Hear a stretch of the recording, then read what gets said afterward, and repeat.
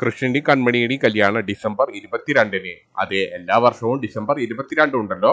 നമുക്ക് കണ്ണിൽ വെള്ളമൊഴിച്ച് കാത്തിരിക്കാം. ഇന്നത്തെ എപ്പിസോഡിൽ ആദ്യം കാണിക്കുന്ന സുമിത്ര മാനസയെ വിളിച്ച് നാളെ തന്നെ ബലരാമൻ നിന്നെ കല്യാണം കഴിക്കുമെന്ന സന്തോഷ വാർത്ത അറിയിക്കുകയാണ്. എന്നാൽ അത് കേട്ട് സന്തോഷം കൊണ്ട് തുള്ളിച്ചാടി നിൽക്കുകയാണ് മാനസ.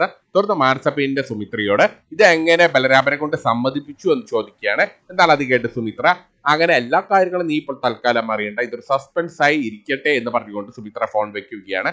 തുടർന്ന് കാണിക്കുന്ന കൺമണിയാണ്. കൺമണി ഇപ്പോൾ അമ്പലത്തിലേക്കൊന്നും പോകാറില്ല, ഉണ്ണി തിരുമേനിയും കാണാറില്ല.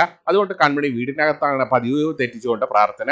എന്തുകൊണ്ടായിരിക്കും ഞാൻ വരച്ച ഡിസൈൻ ജയമോഹൻ അങ്കിള് ഇഷ്ടപ്പെട്ടില്ല എന്ന് പറഞ്ഞത്? ഇനി അതിൽ എന്തെങ്കിലും പ്ലാൻ കാണുമോ, എന്തെങ്കിലും കുത്തിത്തിരിപ്പ് കാണുമോ? ഇതിങ്ങനെ ചിന്തിച്ച് നിൽക്കുകയാണ് കൺമണി. തുടർന്ന് കൺമണി പിന്നെ ഈശ്വരനോട് ഈശ്വര ആന്റി ക്രിസാറിന് കല്യാണം വരികയാണ്, ദിവസം അടുക്കുകയാണ്, എല്ലാം ഈശ്വരൻ നേരെയാക്കി തരണേ എന്ന് പറഞ്ഞ് പ്രാർത്ഥിക്കുകയാണ്. എന്നാൽ ഈ സമയത്ത് കൺമണി കത്തിച്ച വിളക്കിന്റെ തിരികെടുകയാണ്. എന്നാൽ അത് കണ്ട് കൺമണി ഒന്ന് പേടിക്കുകയാണ്. ദുർനിമിത്തമാണല്ലോ കണ്ടത് ഈശ്വര എന്നോർത്ത് ഇങ്ങനെ വിഷമിച്ച് നിൽക്കുകയാണ്. തുറന്ന് കാണിക്കുന്ന ഗോകുലാണ്. ഗോകുൽ ഇങ്ങനെ വിഷമിച്ച് ഇങ്ങനെ നിൽക്കുകയാണ്. ഈ സമയത്ത് കൺമണി പ്രാർത്ഥനയെല്ലാം കഴിഞ്ഞ് അങ്ങോട്ട് വരുമ്പോൾ ഗോകുൽ ഇങ്ങനെ ചുമരി ചാരി വിഷമിച്ച് നിൽക്കുന്ന കാഴ്ചയാണ് കാണുന്നത്. തുറന്ന് കൺമണി ഗോകുലിന്റെ അടുത്ത് പോയിട്ട് എന്താടാ, എന്ത് പറ്റി, നീ എന്താണ് വിഷമിച്ച് ഇങ്ങനെ നിൽക്കുന്നു ചോദിക്കുകയാണ്. തുറന്ന് ഗോകുൽ ഒന്നുമില്ല അപ്പേ എന്ന് പറയുമ്പോൾ കൺമണി ഇല്ല, എന്തോ ഉണ്ട്, സാധാരണ നീ ഇങ്ങനെയല്ല നിൽക്കാറ്, എന്ത് പറ്റി, എന്താണ് നിന്റെ മുഖത്തൊരു വിഷമം എന്ന് ചോദിക്കുകയാണ്. തുറന്ന് ഗോകുൽ അപ്പോഴും ഒന്നും മിണ്ടാതെ അവിടുന്ന് പോകാൻ ഒരുങ്ങുമ്പോൾ കൺമണി ഗോകുലിനെ തടയുകയാണ്. പറ, എന്താണ് പ്രശ്നമെന്ന് പറയാൻ ആവശ്യപ്പെടുകയാണ്. എന്നാൽ അപ്പോഴും ഗോകുൽ ഒന്നും പറയുന്നില്ല. തുറന്ന് കൺമണി പിന്നെ ഗോകുലിനോട് നീ ഇപ്പോൾ ഇത് പറഞ്ഞില്ലെങ്കിൽ ഞാൻ പിന്നെ നിന്നോട് ഒന്നും ചോദിക്കില്ല, അറിയാലോ, കുറച്ച് ദിവസം കഴിഞ്ഞാൽ എൻ്റെ ക്രിസാറിന്റെയും കല്യാണം കഴിയും, കല്യാണം കഴിഞ്ഞാൽ ഞാൻ പിന്നെ ക്രിസാറിന്റെ വീട്ടിലേക്ക് ആകും പോവുക, പിന്നെ ഞാൻ ഇവിടെ ഉണ്ടാകില്ല, നിന്റെ കാര്യങ്ങളൊന്നും ചോദിച്ചറിയാൻ ഞാൻ ഇവിടെ ഉണ്ടാകില്ല എന്ന് പറയുകയാണ്. എന്നാൽ അത് കേട്ട് ഗോകുലിന് വിഷമമാവുകയാണ്. തുടർന്ന് ഗോകുൽ തന്റെ വിഷമം പറയുകയാണ് കൺമണിയോട്. അത് തന്നെയാണ് അപ്പ എന്റെ വിഷമം, അപ്പയുടെ കല്യാണം കഴിഞ്ഞാൽ അപ്പ ക്രിസാറിന്റെ വീട്ടിലേക്ക് പോകും, പിന്നെ ഞാൻ ഈ വീട്ടിലെ തനിച്ചാകും. എന്നാൽ അത് കേട്ട് കൺമണി പിന്നെ ഗോകുൽ ആശ്വസിപ്പിക്കുകയാണ്. അയ്യടാ മോനെ, നീ ഇതിനാണ് ഇങ്ങനെ വിഷമിച്ചത്, നീ അതോർത്തൊന്നും പേടിക്കണ്ട, കല്യാണം കഴിഞ്ഞ് ഞാൻ കുറച്ച് ദിവസം ക്രിസാറിന്റെ വീട്ടിലുണ്ടാകും, അത് കഴിഞ്ഞാൽ ഞാൻ ഇങ്ങോട്ട് തന്നെ പോരും, പിന്നെ കുറച്ച് ദിവസം ഞാനിവിടെ, അത് കഴിഞ്ഞാൽ കുറച്ച് ദിവസം ഞാൻ അവിടെ, അത് കഴിഞ്ഞാൽ വീണ്ടും കുറച്ച് ദിവസം ഞാനിവിടെ, കുറച്ച് ദിവസം ഞാൻ അവിടെ. എന്നാൽ അത് കേട്ട് ഗോകുല അയ്യോ അപ്പ അതൊന്നും വേണ്ട, അപ്പ അവിടെ തന്നെ നിന്നാൽ മതി, ഞാൻ വെറുതെ ഒന്ന് പറഞ്ഞതാണ്, അപ്പ അതിൽ കയറി പിടിക്കേണ്ട കാര്യമൊന്നും ഇല്ല എന്ന് പറയുകയാണ് ഗോകുൽ. എന്നാൽ ഈ സമയത്ത് അങ്ങോട്ടേക്ക് ശ്രീനി വരികയാണ്. തുടർന്ന് ശ്രീനി പിന്നെ കൺമണിയോട് എന്ത് പറ്റിയ മോളെ, എന്താ ഇന്നലെ പ്രശ്നങ്ങളൊക്കെ തീർന്നു എന്ന് ചോദിക്കുകയാണ്. എന്നാൽ അത് കേട്ട് കൺമണി പ്രശ്നങ്ങളൊക്കെ തീർന്നു, പക്ഷെ പുതിയ പ്രശ്നങ്ങൾ വരാൻ പോകുന്നു എന്ന് എനിക്ക് തോന്നുന്നു എന്ന് പറയുകയാണ്. എന്നാൽ അത് കേട്ട് ശ്രീനി അതെന്തുണ്ടായെന്ന് ചോദിക്കുമ്പോൾ എന്തോ എനിക്ക് അങ്ങനെയൊക്കെ തോന്നുന്നു എന്ന് പറയുകയാണ്. എന്തൊക്കെയോ വലിയ പ്രശ്നങ്ങൾ വരാൻ പോകുന്ന പോലെ എനിക്ക് തോന്നി എന്ന് പറയുകയാണ് കൺമണി എന്ന് പറഞ്ഞുകൊണ്ട് കൺമണി അകത്തേക്ക് കയറി പോവുകയാണ്. തുറന്ന് കാണിക്കുന്ന ബലരാമനാണ്. ബലരാമൻ ഒരു മലയുടെ മുകളിൽ കാറെല്ലാം കൊണ്ടിട്ട് ഇങ്ങനെ ചിന്തിച്ചു നിൽക്കുകയാണ്. ഇങ്ങി ഭാഗ്യശ്രീയെ തട്ടിക്കൊണ്ട് പോയത് മാനസികമായിരിക്കുമോ, അതോ ഇങ്ങി എൻ്റെ അമ്മ തന്നെയായിരിക്കുമോ, എന്താണ് അയാൾ എന്നെ വിളിക്കാത്തത്, കുറെ നേരമായിട്ട് ഞാൻ കാത്തു നിൽക്കുന്നു. ഈ സമയത്ത് വരുൺ മുഖമൂടിയെല്ലാം ധരിച്ചുകൊണ്ട് വീഡിയോ കോളിൽ ബലരാമനെ വിളിക്കുകയാണ്. തുറന്ന് ശബ്ദം മാറ്റിക്കൊണ്ടാണ് വരുൺ ബലരാമനോട് സംസാരിക്കുന്നത്. തുറന്ന് ബലരാമൻ പിന്നെ വരുണിനോട് നീ പറയുന്ന എന്ത് വേണമെങ്കിലും ചെയ്യാം, പക്ഷെ മാനസിക കല്യാണം കഴിക്കുന്നത് എനിക്ക് സാധിക്കില്ല എന്ന് പറയുകയാണ്. മാനസ ഒരു ദുഷിച്ച മനസ്സുള്ള ഒരു സ്ത്രീയാണെന്ന് പറയുകയാണ്, അവളെ കല്യാണം കഴിക്കാനേ കൊള്ളില്ല എന്ന് പറയുകയാണ്, ചതിയെത്തിയാണെന്ന് പറയുകയാണ്, നീ വേറെ ആരെങ്കിലും പറ, ഞാൻ അവരെ കല്യാണം കഴിക്കാമെന്ന് പറയുകയാണ് ബലരാമൻ. എന്നാൽ അത് കേട്ട് വരുൺ ഗുണ്ടകളെ വിളിച്ചിട്ട് ഭാഗ്യശ്രീയുടെ കാഴ്ചയിൽ കത്തി വെച്ച് ഭീഷണിപ്പെടുത്തുകയാണ്. എന്നാൽ അത് കണ്ടിട്ട് ബലരാമൻ ഒന്ന് പേടിക്കുകയാണ്. തുടർന്ന് ബലരാമൻ വരുണിന്റെ ഡിമാൻഡ് അംഗീകരിക്കുകയാണ്. ശരി ശരി, ഞാൻ മാനസിക തന്നെ കല്യാണം കഴിച്ചോളാം എന്ന് പറയുകയാണ്. എന്നാൽ അത് കേട്ട് വരുൺ നല്ല സന്തോഷമാവുകയാണ്. തുടർന്ന് വരുൺ ഫോൺ വെക്കുകയാണ്. എന്നാൽ ഈ സമയത്ത് ബലരാമൻ നല്ല ദേഷ്യത്തിൽ ആ ദേഷ്യം തന്റെ കാറിൽ അടിച്ചു തീർക്കുകയാണ്. തുറന്നു കാണിക്കുന്ന ബലരാമൻ നേരെ പോകുന്ന കൃഷ്ണന്റെ വീട്ടിലേക്കാണ്. എന്നാൽ ഈ സമയത്ത് കൃപ ബലരാമനെ കണ്ട് പുറത്തേക്ക് ഓടി വരികയാണ്. ബലരാമനെ ഒന്ന് കെട്ടിപ്പിടിച്ച് ചേട്ടൻ ഇത്രയും നാൾ ഇത് എവിടെയായിരുന്നു എന്ന് ചോദിക്കുകയാണ്. തുറന്ന് അങ്ങോട്ടേക്ക് കൃഷി വരികയാണ്. തുറന്ന് കൃഷി പിന്നെ ബലരാമനോട് ചേട്ടൻ ഇത് എവിടെയായിരുന്നു എന്ന് ചോദിക്കുമ്പോൾ ബലരാമൻ ആദ്യമേ തന്നെ കൃഷ്ണനോട് ഞാൻ നിനക്ക് മെസ്സേജ് അയച്ചിരുന്നോളൂ, നിങ്ങൾക്ക് കിട്ടിയില്ലേ എന്ന് ചോദിക്കുകയാണ്. എന്നാൽ അത് കേട്ട് കൃഷി പിന്നെ ബലരാമനോട് എന്നാലും എൻ്റെ ഏട്ടാ, ബിസിനസ് തിരക്കൊക്കെ എനിക്കും അറിയാം, ഞാനും ബിസിനസ് ചെയ്യുന്ന ഒരാൾ തന്നെയാണ് എന്ന് കരുതി ഫാമിലിയുമായിട്ട് ഇങ്ങനെ വിട്ടുപിരിയേണ്ട വല്ല കാര്യമുണ്ടോ എന്ന് ചോദിക്കുകയാണ്. ഇന്ന് എന്തായാലും എൻ്റെ ഏട്ടൻ വന്നുകൊണ്ട് നമുക്കിന്ന് അടിച്ചു പൊളിക്കാമെന്ന് പറയുകയാണ്. എന്നാൽ അത് കേട്ട് ബലരാമൻ അയ്യോ അതൊന്നും പറഞ്ഞാൽ ശരിയാകില്ല, നീ ഇപ്പോൾ തന്നെ ഓഫീസിലേക്ക് പോകണമെന്ന് പറയുകയാണ്. അടിച്ചുപൊളിയൊക്കെ പിന്നെ. എന്നാൽ ഈ സമയത്ത് അങ്ങോട്ടേക്ക് സുജാത വരികയാണ്. ബലരാമനെ കണ്ട് സുജാത ഓടി വന്ന സന്തോഷം കൊണ്ട് ബലരാമനെ കെട്ടിപ്പിടിക്കുകയാണ്. എന്നാൽ നീ ഇത്ര നാളിത് എവിടെയായിരുന്നു ബലരാമ, നിന്നെ കാണാതെ ഞങ്ങൾക്ക് രണ്ടുപേർക്കും ഞങ്ങൾക്ക് ആർക്കും ഒരു സമാധാനവും ഉണ്ടായിരുന്നില്ല എന്ന് പറയുകയാണ്.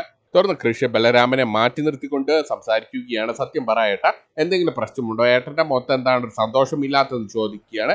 സത്യം പറ, എന്തെങ്കിലും പ്രശ്നമുണ്ടെങ്കിൽ എന്നോട് പറയാൻ ആവശ്യപ്പെടുകയാണ് കൃഷി. എന്നാൽ അത് കേട്ട ബലരാമൻ, ഒരു പ്രശ്നവുമില്ല, നീ വേഗം ഓഫീസിൽ പോകാൻ നോക്ക് എന്ന് പറഞ്ഞുകൊണ്ട് കൃഷിനെ ബലമായിട്ട് ഓഫീസിലേക്ക് പറഞ്ഞു വിടുകയാണ് ബലരാമൻ. തുടർന്ന് സുജാതയുമായിട്ടാണ് ബലരാമൻ സംസാരിക്കുന്നത്. തുടർന്ന് കൃപ ഫോൺ എടുത്തിട്ട് സാഗറിനെ വിളിച്ച് ബലരാമൻ വന്ന കാര്യം അറിയിക്കാൻ നിൽക്കുമ്പോൾ ബലരാമൻ കൃപയെ തടയുകയാണ്. നീ ഇപ്പോൾ അച്ഛനെ വിളിച്ച് ഈ കാര്യം പറയണ്ട, എനിക്ക് പെട്ടെന്ന് പോകണം, എനിക്ക് പെട്ടെന്ന് ഓഫീസിലേക്ക് പോകണം എന്ന് പറയുകയാണ് ബലരാമൻ. തുടർന്ന് സുജാതയും ബലരാമനും കൂടിയിരുന്നാണ് സംസാരിക്കുന്നത്. തുടർന്ന് സുജാത ബലരാമന് കാപ്പി കൊടുക്കുകയാണ്. തുടർന്ന് ബലരാമൻ ആ കാപ്പിയെല്ലാം കുടിച്ച് ഇങ്ങനെ ഇരിക്കുകയാണ്. തുടർന്ന് സുജാത പിന്നെ ബലരാമനോട്, നിനക്ക് വിശക്കുന്നുണ്ടോ എന്ന് ചോദിക്കുകയാണ്. അച്ഛൻ വന്നിട്ട് മതിയോ, അതോ നിനക്ക് ഇപ്പോൾ തന്നെ ഭക്ഷണം വേണോ എന്ന് ചോദിക്കുകയാണ്. നിനക്ക് എന്താണ് കഴിക്കാൻ വേണ്ടതെന്ന് ചോദിക്കുകയാണ്. എന്നാൽ അത് കേട്ട് ബലരാമൻ പിന്നെ സുജാതയോട്, എനിക്കിപ്പോൾ കഴിക്കാൻ വേണ്ടത് ചോറല്ല, ഒരു കല്യാണമാണെന്ന് പറയുകയാണ്. എന്നാൽ അത് കേട്ട് സുജാത ഒന്ന് ഞെട്ടുകയാണ്. തുടർന്ന് സുജാത പിന്നെ ബലരാമനോട്, നിനക്കറിയാമല്ലോ ഞങ്ങൾ നിന്റെ കല്യാണം നോക്കുന്ന കാര്യം, നീയാണ് അതിന് സമ്മതിക്കാത്തത്. എന്നാൽ അത് കേട്ട് ബലരാമൻ, അമ്മയുടെ ഏതാഗ്രഹത്തിന് ഞാൻ ഇപ്പോൾ സമ്മതിച്ചിരിക്കുകയാണ്. അന്ന് അമ്മ ഒരു പെൺകുട്ടിയെ കാണിച്ചു തന്നില്ലേ, മാനസ, അവളെ ഞാൻ കല്യാണം കഴിക്കാൻ തയ്യാറാണെന്ന് പറയുകയാണ്. എന്നാൽ അത് കേട്ട് സുജാതി ഒന്ന് ഞെട്ടി നിൽക്കുകയാണ്. എന്നാൽ ഈ സമയത്ത് നിന്ന് അകത്തുനിന്ന് മാനസിയുടെ പേര് കേൾക്കുമ്പോൾ തന്നെ വേസ്റ്റ് ഗ്ലാസുമായിട്ട് അങ്ങോട്ടേക്ക് ആന്റിയമ്മ വരികയാണ്. ആന്റിയമ്മ നല്ല ഹാപ്പി ആയിട്ടാണ് വരുന്നത്. തുടർന്ന് ബലരാമനോട് സുജാത, നീ എന്താണ് പറഞ്ഞതെന്ന് ചോദിക്കുകയാണ്. തുടർന്ന് ബലരാമൻ, മാനസിയെ ഞാൻ കല്യാണം കഴിക്കാൻ തയ്യാറാണെന്ന് വീണ്ടും പറയുകയാണ്. എന്നാൽ അത് കേട്ട് സുജാത, അതെങ്ങനെ ശരിയാകുമെന്ന് ചോദിക്കുകയാണ്. മാനസ നമ്മളെ ചതിച്ചവളാണെന്ന് പറയുകയാണ്. അന്ന് ഞാൻ നിന്നോട് പറഞ്ഞപ്പോൾ മാനസിയുടെ തനി നിറം എനിക്ക് മനസ്സിലായിരുന്നില്ല, പക്ഷെ മാനസിയെ വിശ്വസിക്കാൻ കൊള്ളില്ല. മാനസിയുടെ സകല തനി ഗുണവും ഇപ്പോൾ എനിക്ക് മനസ്സിലായിരിക്കുകയാണ്. മാനസിയെ കുടുംബത്തിലേക്ക് കയറ്റാനേ കൊള്ളില്ല എന്ന് പറയുകയാണ് സുജാത. എന്നാൽ അത് കേട്ട് ബലരാമൻ പിന്നെ മാനസിക്ക് വേണ്ടി സംസാരിക്കുകയാണ്. മാനസിയെ ഭർത്ത കുറ്റം പറയേണ്ട, കൃഷിയുമായിട്ട് മാനസിയുടെ കല്യാണം ഉറപ്പിച്ചതാണ്. ആ കല്യാണത്തിൽ നിന്ന് കൃഷി പിന്മാറിയപ്പോൾ മാനസ ദേഷ്യത്തിന് എന്തൊക്കെയോ കാണിച്ചു, അതല്ലാതെ മാനസിയെ അതിൽ കുറ്റം പറയേണ്ട കാര്യമൊന്നുമില്ല എന്ന് പറയുകയാണ്. എന്നാൽ അത് കേട്ട് ആന്റിയമ്മയ്ക്ക് സന്തോഷമാവുകയാണ്. തുടർന്ന് സുജാത പിന്നെ ബലരാമനോട്, നീ ഇത് പറഞ്ഞത് ശരിയാകില്ല, എനിക്ക് സമ്മതമല്ല എന്ന് പറയുകയാണ്. എന്നാൽ അത് കേട്ട ആന്റിയമ്മ, ഇവിടെ ബുദ്ധിയില്ലാത്ത നിങ്ങൾക്കൊക്കെയാണ്, ബലരാമൻ പറഞ്ഞതാണ് ശരിയെന്നൊക്കെ പറഞ്ഞു ബലരാമന് വേണ്ടി സപ്പോർട്ട് കൊടുക്കുകയാണ് ആന്റിയമ്മ. തുടർന്ന് സുജാത പിന്നെ ബലരാമനോട്, ആട്ടെ നീ ഇത് ഇപ്പോൾ പറയാൻ കാരണം എന്താണെന്ന് ചോദിക്കുകയാണ്. പെട്ടെന്ന് ഇങ്ങനെ ഒരു കാര്യം ആവശ്യപ്പെടാൻ എന്താണ് കാരണം എന്ന് ചോദിക്കുകയാണ് സുജാത. മാനസിയോ ജയമോനോ എന്തെങ്കിലും തരത്തിൽ നിന്നെ ഭീഷണിപ്പെടുത്തിയോ എന്ന് ചോദിക്കുകയാണ്. എന്നാൽ ആ ചോദ്യത്തിൽ ബലരാമൻ എന്തോ പതറുകയാണ്. തുടർന്ന് ബലരാമൻ അങ്ങനെയൊന്നുമില്ല എന്ന് പറയുകയാണ്. തുടർന്ന് സുജാത, എന്തായാലും എനിക്കിതിലൊരു തീരുമാനം എടുക്കാൻ സാധിക്കില്ല എന്ന് പറയുകയാണ്. കൃഷോ കൃപയോ സാഗറോ ഇതിന് സമ്മതിക്കാൻ ഒരു സാധ്യതയും ഇല്ല എന്ന് പറയുകയാണ് സുജാത. എന്നാൽ അത് കേട്ട ബലരാമൻ, അതൊന്നും എനിക്ക് അറിഞ്ഞാൽ പറ്റില്ല, എനിക്ക് മാനസിയെ കല്യാണം കഴിച്ചേ പറ്റൂ എന്ന് പറഞ്ഞ് ഇങ്ങനെ നിൽക്കുകയാണ് ബലരാമൻ. എന്നാൽ അത് കേട്ട് സുജാതിക്ക് എന്തോ സംശയം തോന്നുകയാണ്.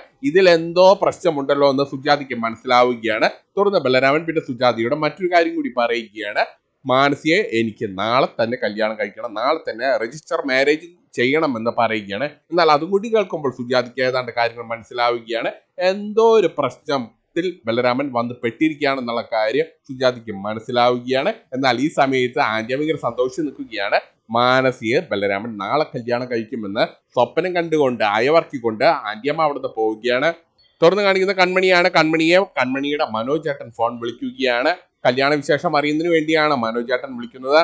അങ്ങനെ കൺമണിയുടെ മനോജ് ചേട്ടൻ ധനലക്ഷ്മിയും പ്ലാസ്റ്റിക് സർജറി എല്ലാം ചെയ്ത് ആളൊക്കെ മാറി വന്നിരിക്കുകയാണ്. തുടർന്ന് കൺമണി ഫോൺ ശ്രീനിക്ക് കൊടുക്കുകയാണ്. തുടർന്ന് മനോജ് ശ്രീനിയുമായിട്ടാണ് സംസാരിക്കുന്നത്. കല്യാണത്തിന്റെ ഒരുക്കത്തെ കുറിച്ചൊക്കെ സംസാരിക്കുകയാണ്. തുടർന്ന് ശ്രീനി അമ്മായിമാര് കാശ് തന്ന കാര്യമൊക്കെ പറയുകയാണ്. കല്യാണത്തിനുള്ള കൺമണിയുടെ വസ്ത്രങ്ങൾ വാങ്ങാനുള്ള കാശായി പിന്നെ ആഭരണം ധനലക്ഷ്മി തന്നിട്ടുണ്ടെന്ന് പറയുകയാണ്. എന്നാൽ അത് കേട്ട് മനോജ്, ധനലക്ഷ്മി അങ്ങനെ കണ്ണടച്ച് വിശ്വസിക്കരുതെന്ന് പറയുകയാണ്. ഇതും കാണിച്ചുകൊണ്ടാണ് ഇന്നത്തെ എപ്പിസോഡ് തീരുന്നത്.